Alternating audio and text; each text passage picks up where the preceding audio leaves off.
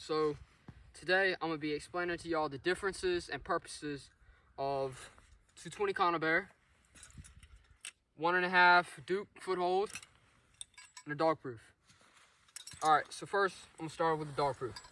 So the dog proof is specifically made to make sure it doesn't catch any dogs. Now with that, it can't catch any foxes, possums, skunk, you know, all your stuff that your foothold and your Conibear can. So what it can catch though is raccoons. So if you're trying to trap a property that has a really bad raccoon problem, but you've got a dog and you don't want to catch the dog, I recommend using a dog proof trap. So the reason that this only can catch a raccoon and not a dog is because it's got a lever inside the barrel, and you have to pull up on that lever for it to go off. So raccoons have hands. So when you put your bait down, you get it underneath that lever, and then they go and reach it, and it'll set off.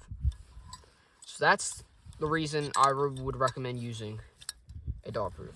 So now we have the Duke foothold. So the Duke foothold, the Duke's just the brand of it. And basically, a Duke can catch really anything. I mean, since it's a foothold trap, you can catch anything from, like, let's say a bird coming down, getting it caught in there, a fox, raccoon, possum, skunk, anything. So the way that you set a foothold is you push down on these two levers. I like to get my knee, put down right there, put down right there, hold right here, flip up that lever, put that lever, and then right here you have a little knob. You want to get it above, you want to get that lever, that knob over the lever, and you've got an engaged trap. So whenever something puts pressure on the lever, it'll go off like that. So this, I love using footholds. I find they're very efficient and work very well.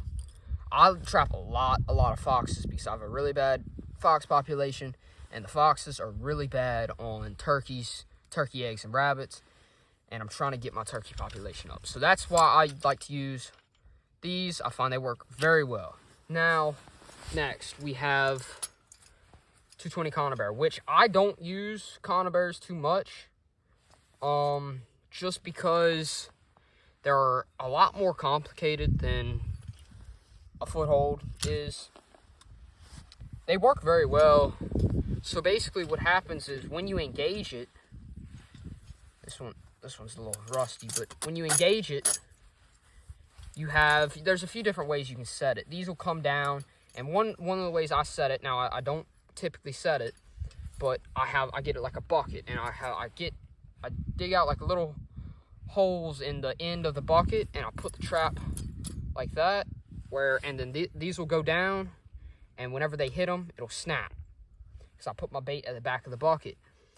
But whenever it snaps, it kills whatever it catches, unless it snaps on their neck and like body and crushes them.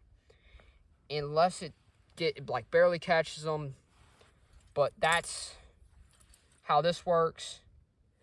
And again, I don't typically use 220, so I don't know as much about them as if a foothold or a dog proof. But these are the three types of trap that I sometimes use, and I recommend all different types of three of them. Now there's all kinds of different footholds. Another one is a bridger, and I like bridgers. They're a little bit different. It's same type of deal, except it's got like a square thing, and it's got a little knob on the end, so it's a little bit harder to set, but it has a faster react time.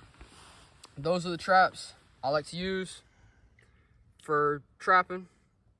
Thanks for watching. Please like and subscribe.